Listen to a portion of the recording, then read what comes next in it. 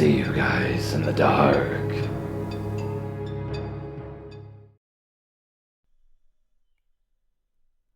So this happened over the span of a year, when I was 15 or 16. I'm 20 years old now, and it only recently revealed to me how messed up this situation really was. I was still living at home at the time, but my sister, who was 7 years older than me, had moved out and was living with her now husband, their high school best friend, and some other dude that they met via one of those find a roommate sites. He was kind of a recluse, nerdy type, much preferring to hide into his room and watch Star Trek or play video games than actually to hang out with all the other roommates. And the other person that he ever really seemed to want to be around was his shy and nerdy girlfriend. For a little context to the story, at this time, he was 28, she was 24. They were both a little weird, but initially seemed really harmless. The friendly roommate, who will be Malcolm. The weird roommate is Kenny, and his weird girlfriend will be Jenny. Now, my sister and I never really had the best relationship with our parents, and at this point, things were especially rocky. Our mother was dating a guy who was, to put it kindly, abusive, who seemingly loathed me and would find any excuse to go off at me. As a result, I spent a lot of time staying over at my sister's place. It was around that time that I'd spend a lot of it there with Kenny and Jenny, and things started to get really strange. The pair of them were always kind of odd. They only seemed to ever want to speak to each other. It would even go as far as to ignore anyone else who spoke to them. Jenny was worse than Kenny for this by a mile. He would at least give base responses most of the time. She had a kind of a creepy habit of just blankly staring at you for a couple of seconds, then walking away if you asked her a question, or tried to engage her in a conversation at all. That isn't the really weird behavior, though. When I would stay over, I'd sleep on a futon in Malcolm's office space, which was on the ground floor. It happened to be next to the downstairs bathroom, for which some reason Jenny vastly preferred to the upstairs one. She would take long showers in the middle of the night, which is whatever. I'm a pretty heavy sleeper, and she wasn't a shower singer or anything like that, so I generally slept right through it. One night, however, I stayed up really late doing revision and homework, and happened to be awake after she finished her shower. I was so absorbed in my task to really pay attention to anything else, but I definitely noted hearing the shower shut off because that was my indicator of exactly how late it was. Approximately 10 minutes later, I look up from my laptop, and there she is. I always kept the door open, just a crack, because that room tended to get unbearably hot if I didn't. And she was just standing there outside the room, butt naked, watching me through the crack in the door. I said her name and asked if she was okay, which startled her because she walked away pretty sharply. I convinced myself that in my over-caffeinated, sleep-deprived state, I'd had imagined the whole thing and didn't mention it to anyone. About a month later, I head over to my sister's one night to find Malcolm kind of agitated about what he perceives to be a peeping Tom problem. He found fingerprints on the outside of his office window in such a way that would imply someone had been pressing up against the glass and looking in. The blind in his room was slightly too small for the window, so you could see in from the outside if you looked through at the sides. The room was on the front of the house, and the window was easily accessible from the street. He became concerned that some random passing pervert had been spying on him while he was having a private moment up in his office. Or possibly some potential burglar had been sizing up the joint. The police were called out, and they didn't have any external CCTV at this point. No evidence could be provided, and not a lot could be done about it. To combat this escalating further, Malcolm installed both internal and external cameras on the house. This was installed while Kenny and Jenny were away on holiday, and I guess everyone just forgot to tell them about it. Another couple months later, I go to my sister's and find Kenny's room completely empty, and informed that he was moved out. Of course I asked why, and I was informed simply that he and Jenny were a pair of freaking creeps, and the others had collectively decided to kick them out. Apparently, her watching me through the office door was not a one-time incident. The CCTV footage showed that she made a habit of standing and watching me through the cracked door, sometimes for as long as 20 to 30 minutes. I was just usually asleep when she did this.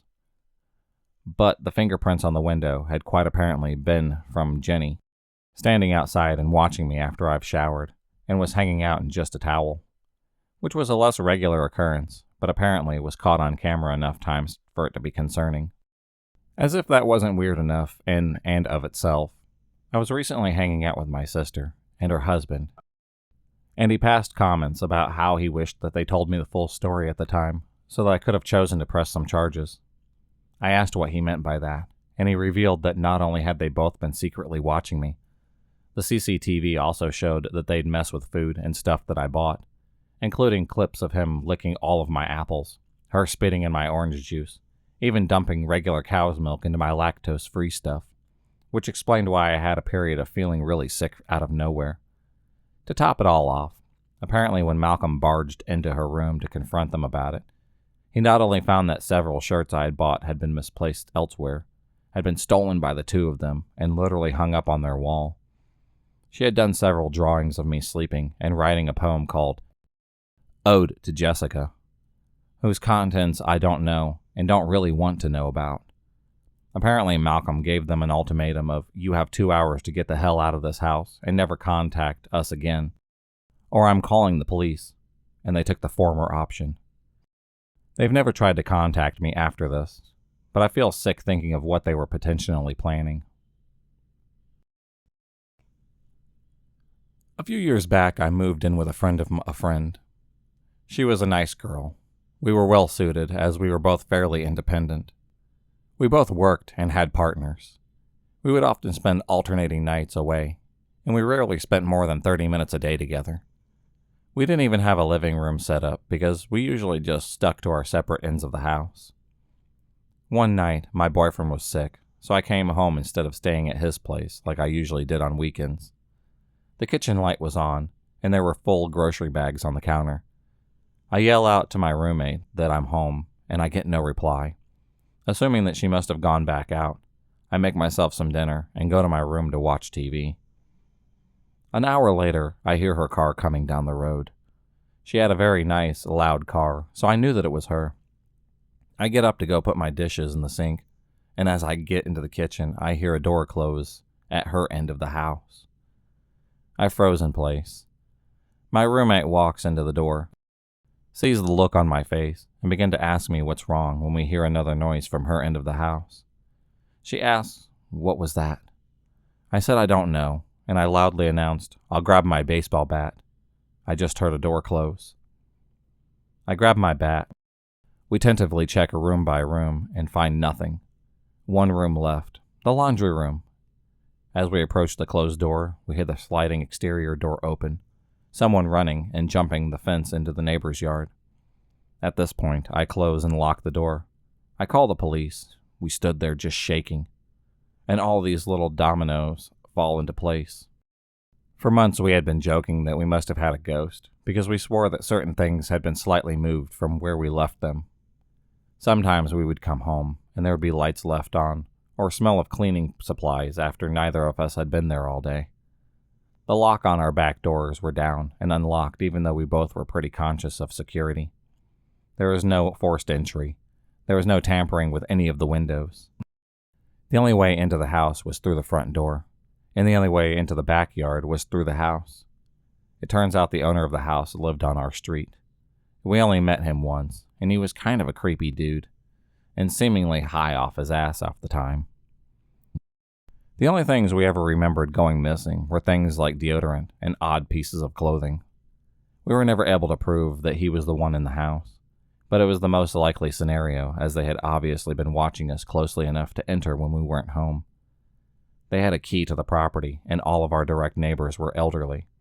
It's really unsettling to think too far into this. I'm glad that neither of us were assaulted. It's so strange to me that they stayed in the house the entire time after I arrived home. I'm glad that my housemate wasn't there alone that night. I always thought that I had a pretty good gut feeling, but being home with a stranger in the house for an hour without an inkling had given me some serious trust issues with my intuition. Last year I was living with some friends in a share house, and one of our roommates moved out, so obviously we needed someone to replace them. One of my roommates, John, who was a very close friend of mine at the time, suggested a good friend of his that I never met, Jenny. I had never met Jenny before, so she swung by the house for a cuppa and a chat. Everything seemed pretty okay, but I was sick and anxious the whole time that she was here. I'm a very perspective person, and I think due to surviving a lot of traumatic situations, that I have tuned senses for when something is wrong with someone. I couldn't really pin down why it felt so uncomfortable around here. She moved in, and instead of bringing the pet rabbit that she mentioned when we first met, she brought 2 rats, a male and a female, the female being pregnant already. This rat gave birth to 2 litters during the time that I lived there, and though it might not seem like much, it bugged me because I can't stand people who just let their animals breed with no thought of their quality of life. Then came the second litter of rats. After the last lot had gone to the pet shop, one of the males in the new litter developed a problem with one of its testicles that led to them becoming gangrenous, and the baby rat died.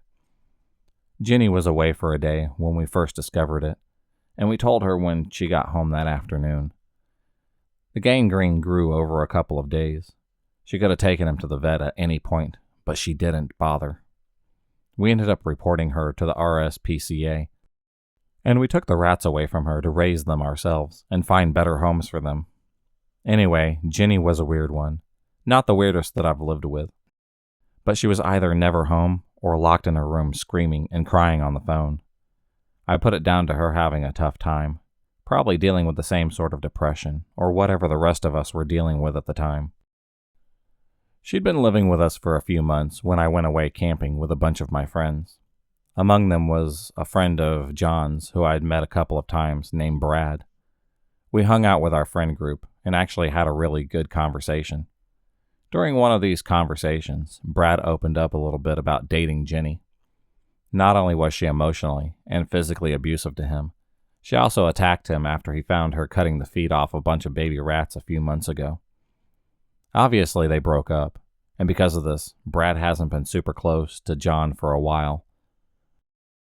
I have no idea why John thought it was a good idea to bring her into the house. All of this was definitely scary for me because when we got back, I was supposed to hold down the fort while my other roommates went overseas for a couple of weeks. So it would just be me, my cat, and 2 of the rescue rats alone in the house with Jenny. Animal abuse and partner abuse are the 2 major signs of a future serial killer, and I didn't want to be alone attempting to protect them small animals from a violent animal abuser. The others didn't seem to understand how terrified I was, so I just moved out. Screw the whole thing, honestly. I ended up couch surfing at a friend's place with my cat for a month, but it was better than living with someone like that. I'm definitely glad that I got out of that situation when I did. I'm not sure what could have happened if I didn't. If you enjoyed this video, please subscribe, like, and hit the bell for notifications on future videos, and become a stalker of the night. And I'll see you next time.